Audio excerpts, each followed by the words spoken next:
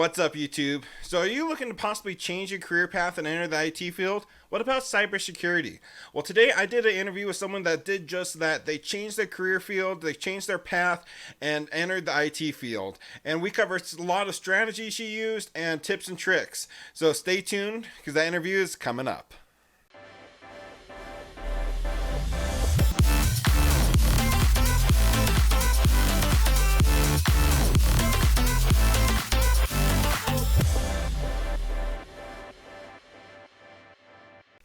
Are you looking to make the switch to a career in the IT field? Then you need to check out this one-of-a-kind course by itcq.tv.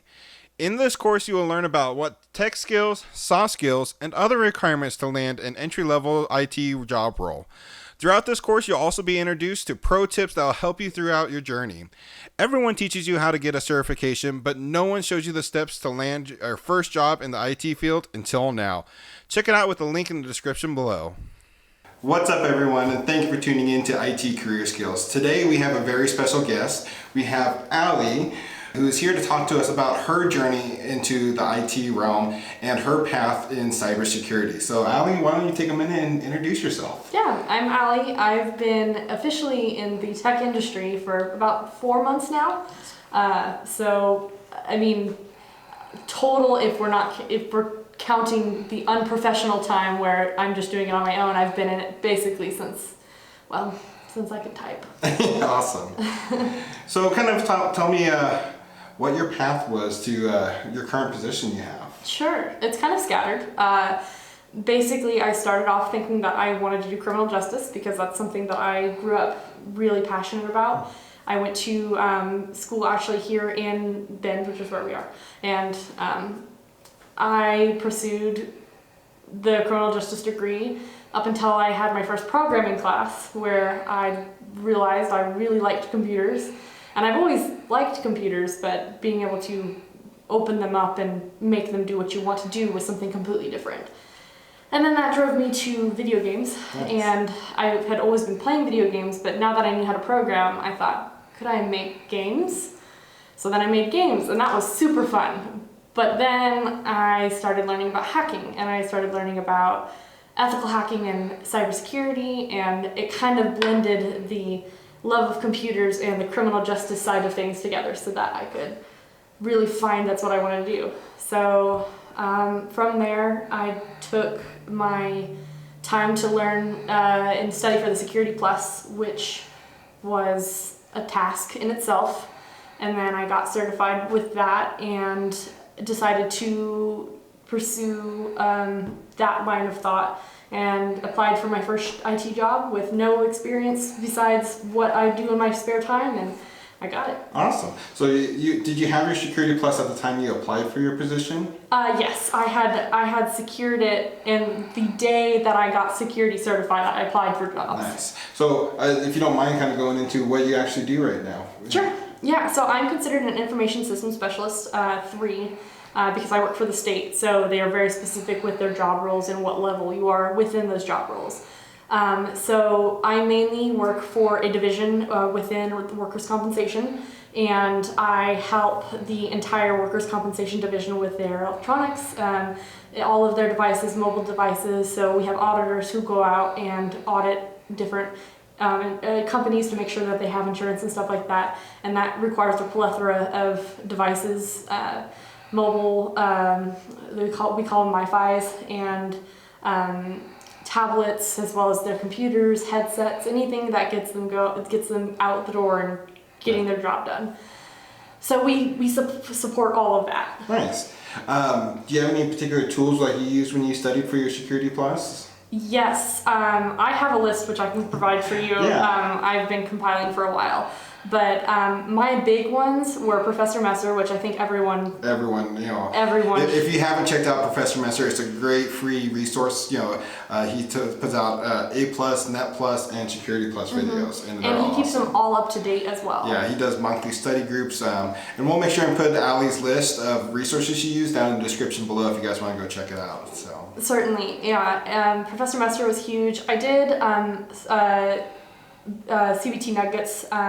They had a really great course on there too, but it is slowly getting outdated as the new ones are starting to roll out.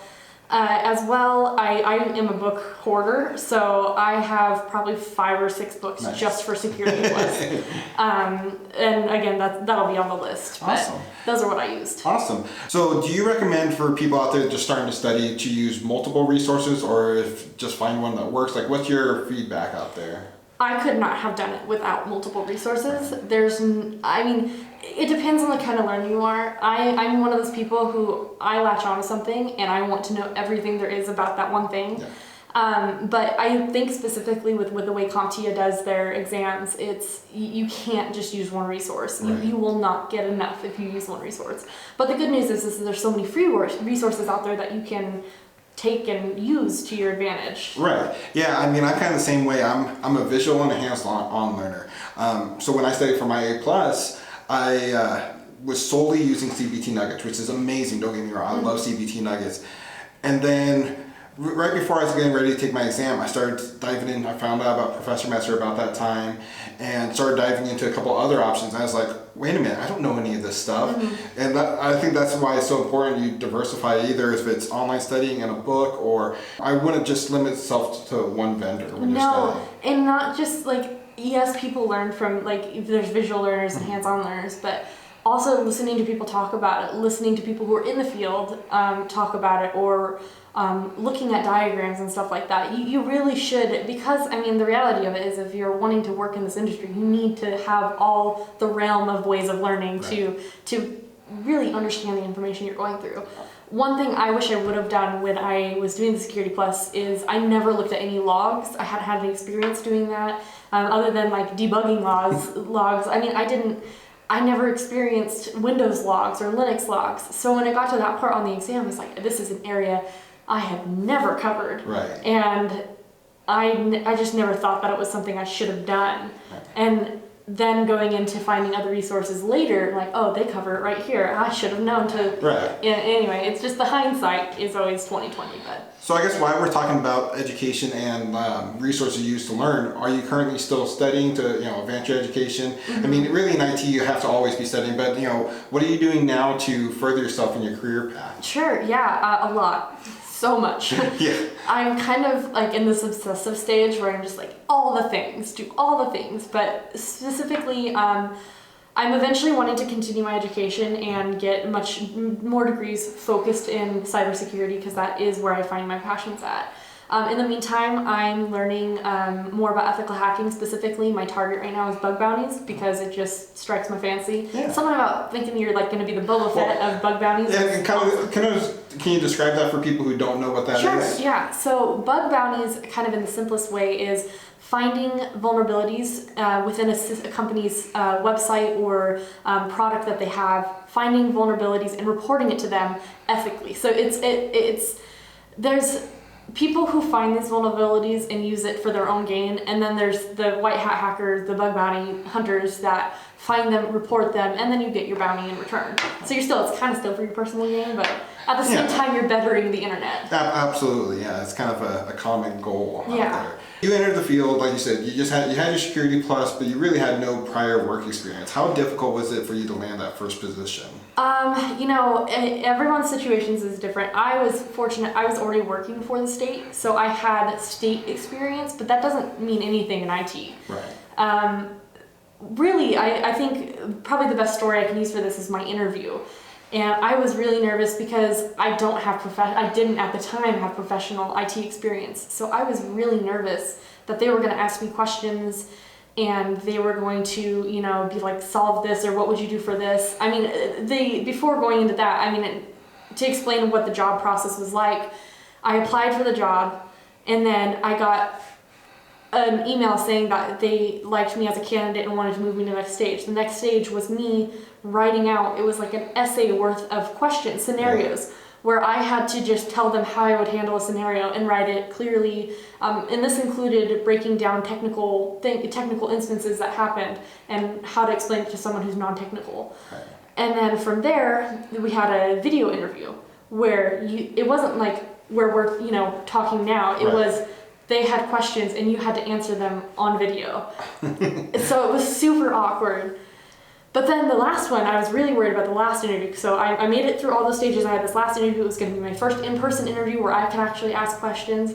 And my manager, who was awesome, he came in and he's just like, yeah, I was going to ask you all these questions. He's like, I just want to talk. So I was like, oh man, this is my in. I can talk. And that was really nice. And I just basically told him, I've always loved computers. I really am interested in cybersecurity right now, and I just want somewhere to start. I just need an in somewhere that is willing to teach me and push me forward. And they were like, this is it. And I got it. Awesome. So that's really awesome to hear those stories. Yeah. And I think I've kind of talked about on my channel. I know you've heard my story where I started in the field with no experience, no certifications and stuff. And the interview process when I got the job I currently have went very much the same. I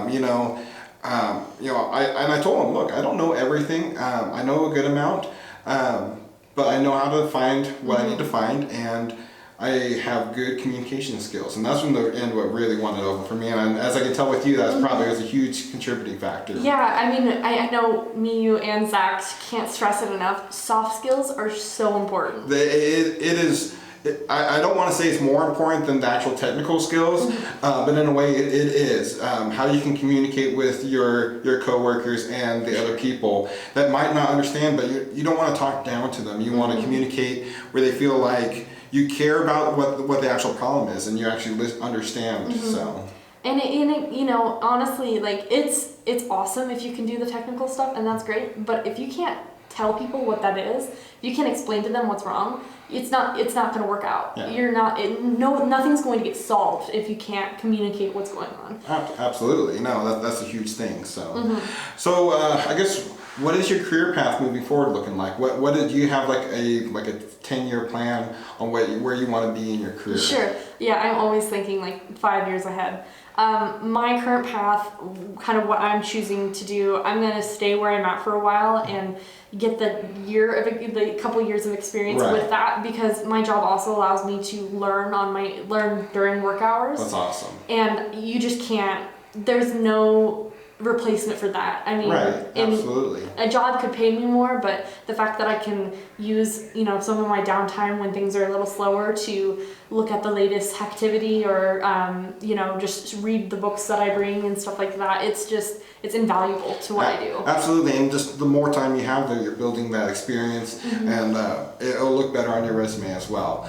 So, and I can really relate to that because I've been at my company for about a year, and I started answering help desk tickets, resetting user passwords, and now literally Sunday I'm flying out to install a new camera system and do work on a server, and I'm building networks, and I'm doing so much more, and I've learned. It's so much I've learned just by the experience I've built there. So. Yeah, and a lot of people are like, okay, I just want to get up to this point. Like, I just want to be sysadmin or DevOps. And it's like, yeah, that's great, but stay here for a while. Yeah. Kick your feet up, enjoy it, because I'm not saying those jobs won't have that, but this is such a good time for you to spread out and see, what areas of things do you like. Because I didn't realize how much I liked putting, different machines together and building machines and seeing how fast I can get the machines to go and stuff like that. Yeah, that's really cool. You kind of get into the field and and you kind of learn what you thought you wanted kind of changes, and you might still have the same end goal in a sense, but how you get there may have changed. Your idea is like, oh, I really actually enjoy doing this more. I'm kind of the same way. Like I was dead set, I'm going to be a network administrator. Like that's what I thought, okay, that's all I want to be. And now that's kind of morphed because I started messing around with Windows servers, and I still love networking. And I mean, one of these days I will be a network engineer. But it's kind of changed. Like I don't only want to do networking now. I like working on computers, and that's really became what I do. So yeah, and it's just amazing. And again, it's just until you dabble, you won't know. Right. And that's why whenever people are like, oh, I want to get into tech, but I don't want to do, I'm like, just start. You'll as soon as you start, you'll start realizing things you like and things you don't like. Well, and now that we're talking about that, do you have any advice for people that are looking to break into the field and where should you start? Like I know what I did because I was a bulldozer operator. I had no formal experience, and that's a really hard jump. Do you have any advice for people out there just trying to do something similar? Sure. Yeah. I mean, the biggest thing is just start learning. Like, find whatever it is. If you're like, oh, I think I might like tech because of such and such reason, take that reason and start learning about it. Get books or watch videos or start taking notes. And then from there, you can start saying, okay, so what options do I have with this? Right. For me, I worked with the state, and I could see what jobs were coming up, and I could see when, certain things became available. So I was like, oh man, that would be really cool to do that. What do I need to do to get to that position? Like, what kind of experience are they looking for? And then kind of just look at that list and go, okay, let's start checking things off. Yeah, absolutely. No, that's a really great, and that's pretty much sounds exactly what I did. Mm-hmm. I started looking to see, okay, what are the employers looking for, and where am I at, and what skills do I need to obtain to get myself to that level. Mm-hmm. So that's really great advice. I'm glad you said that. Yeah. So, and anything else you have for the people out there? I would say anyone can get in IT, even if it's such a huge field and it's only growing. Right. So why not just start working towards it? Yeah, absolutely. Yeah. No, I mean, if it's something you're truly passionate about, and IT, yes, there is great money to be made, but if you're just after it for the money, you'll never be successful. You'll never enjoy your career. Mm-hmm. But if it's something you're truly passionate about, there's absolutely no reason you can't be in the career, no matter what your age, what your skill level is. There's always going to be an opportunity for you to enter the career field. So for sure, absolutely. Yeah. Well, I really appreciate you taking the time today and interviewing. And if you guys have any other questions, please make sure and leave them in the comments below, and we will make sure and answer them. And until next time, thank you guys for tuning in. And also, if you haven't subscribed, make sure you hit the subscribe, and hit that bell icon so you receive notifications when we release new videos. All right, thanks again, and take it easy.